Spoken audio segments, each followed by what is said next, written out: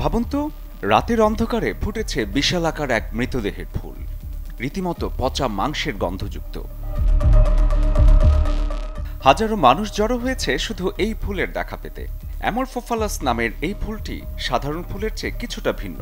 পৃথিবীর অন্যতম বিরল ফুল এটি, যাকে সবাই চেনে মৃতদেহের ফুল নামে, কারণ ফুল ফুটতেই ছড়িয়ে দেয় পচা মাংসের গন্ধ।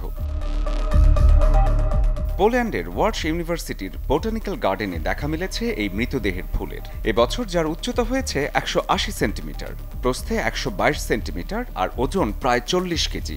ফুলটি পুরোপুরি ফোটার পর আরও ১৫ কেজি বাড়ে তার ওজন। ফুলটি দেখতে যেমন রাজকীয়, তেমনি তার গন্ধে নাক কুঁচকে যায় যে কারো।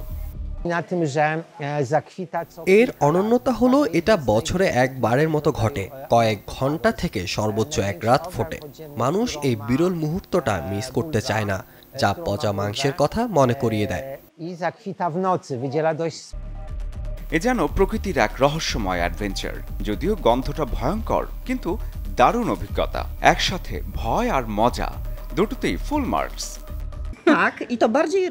আমি জানি না এটা কি রকম হতে পারে। পচা মাংস অথবা পচা খাবারের সাথে গন্ধটি খুব মিলে যায়।